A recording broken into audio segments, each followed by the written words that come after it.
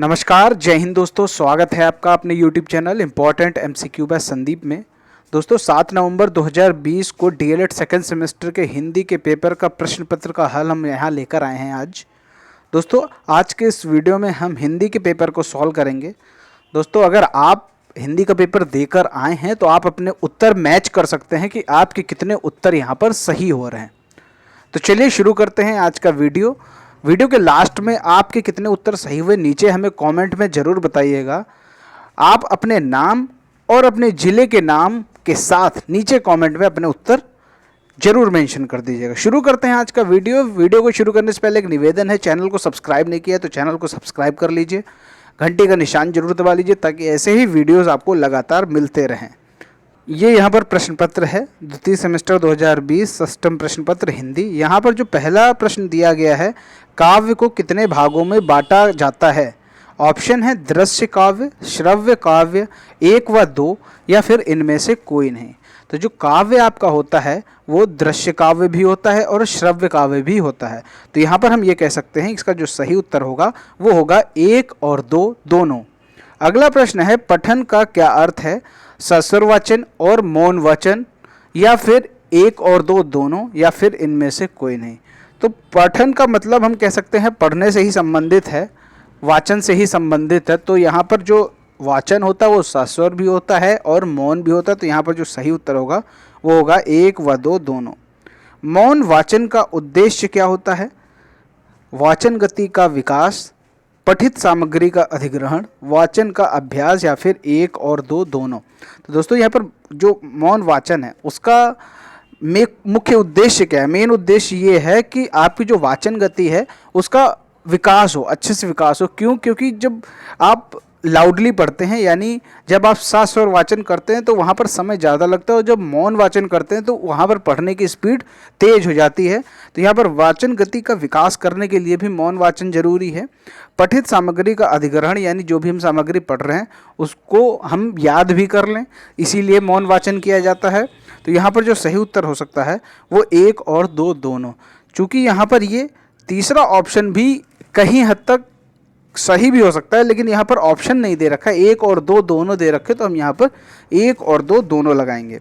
यहाँ पर जो अगला प्रश्न आपके सामने दे रखा है, जो शब्द किसी शब्द के आदि में लगकर उसके अर्थ को बदल देता है तो वह क्या कहलाता है? आदि का क्या मतलब होता है? आरंभ।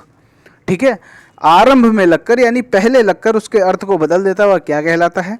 उपसर्ग, प्रत्यय, संधि या फिर समास। तो यहाँ पर जो पहले लग जाता है शब्द के पहले तो वो कहलाता है उपसर्ग। अगला है, संज्ञा के स्थान पर प्रयुक्त होने वाले शब्द क्या कहलाते हैं? संज्ञा, सर्वनाम, विशेषण या फिर क्रिया। तो आपको मालूम है कि सर्वनाम की क्या परिभाषा होती है।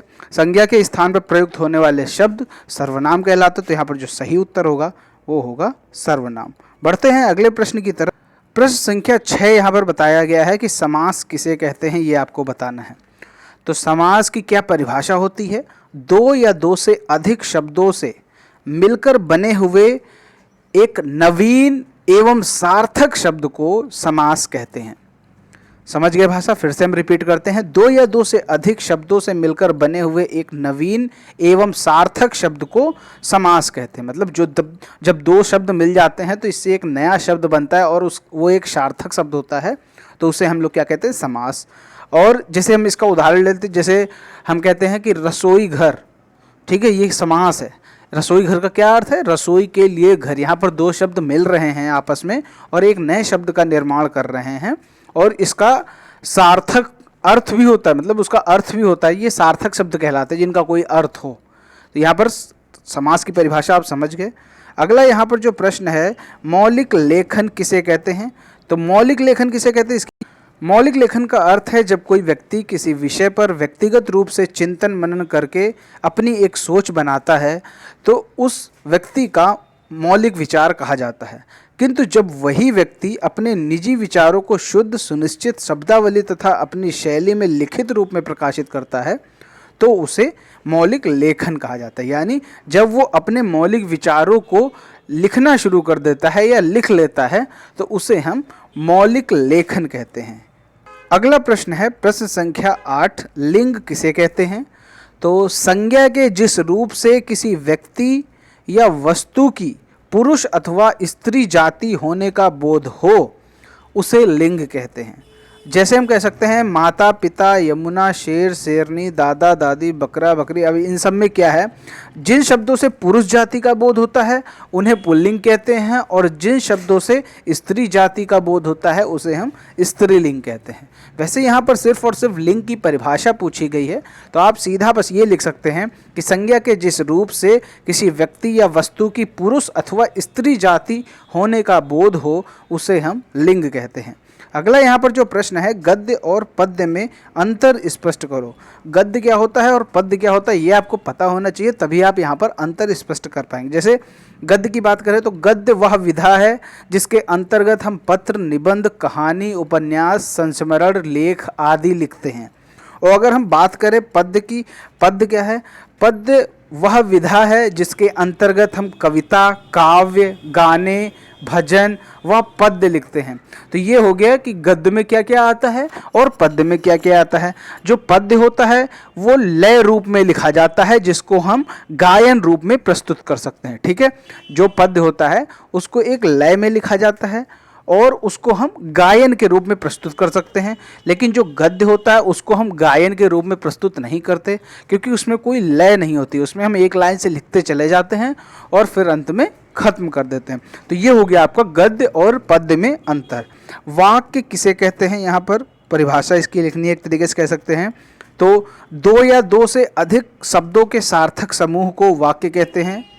जैसे कोई भी आप ले लीजिए उदाहरण कि राम घर जाता है, तो ये क्या हो गया, ये आपका वाक्य हो गया। ऐसे वाक्य जिनका कोई ना कोई अर्थ निकलता हो वो आपके वाक्य कहलाते हैं। आगे देखते हैं काल की कितनी अवस्थाएं होती हैं। तो काल की 3 अवस्थाएं होती हैं, आपको मालूम है, भूतकाल, वर्तमान काल और भविष्य काल। ये 3 अवस्थाएं होती हैं काल की। तो यहाँ पर आपने देखा, यहाँ पर 11 प्रश्नों को हमने सॉल्व करके बताया जो आपके वन लाइनर क्वेश्चन या फिर बहुविकल्पी प्रश्न थे। यहाँ पर जो आगे प्रश्न है, कर्मधारय समास किसे कहते हैं, कहानी या लोक कथा सुनाकर शिक्षक किन किन उद्देश्यों की पूर्ति कर सकता है, वाचन के दोषों को किस प्रकार दूर किया जा सकता है, औपचारिक पत्रों के प्रकार लिखो, हिंदी में किन विराम चिन्हों का प्रयोग होता है, संक्षिप्त विवेचना कीजिए, उच्चारण के विभिन्न भेदों को लिखिए, लिखित अभिव्यक्ति के मुख्य कौन कौन से साधन हैं। तो ये सब आपने कर लिए होंगे। और तो अब मैं यहाँ पर ये पूछना चाहता हूँ कि आपके यहाँ पर कितने प्रश्न सही हुए हैं, नीचे हमें कमेंट में ज़रूर बताइएगा। और जितने भी प्रश्न सही हुए हैं नीचे हमें अपने नाम और अपने ज़िला के नाम के साथ नीचे लिखकर बताइए कि आपके कितने प्रश्न सही हुए हैं। 11 में आपके ये कितने प्रश्न सही हुए। उम्मीद करता हूँ वीडियो पसंद आया होगा। तो वीडियो पसंद आया तो वीडियो को लाइक करें, शेयर करें। चैनल को सब्सक्राइब नहीं किया तो चैनल को सब्सक्राइब करके घंटी का निशान जरूर दबाएं, ताकि ऐसे ही वीडियोज़ आपको लगातार मिलते रहें। मिलते हैं दोस्तों अगले वीडियो में, तब तक के लिए जय हिंद, जय भारत।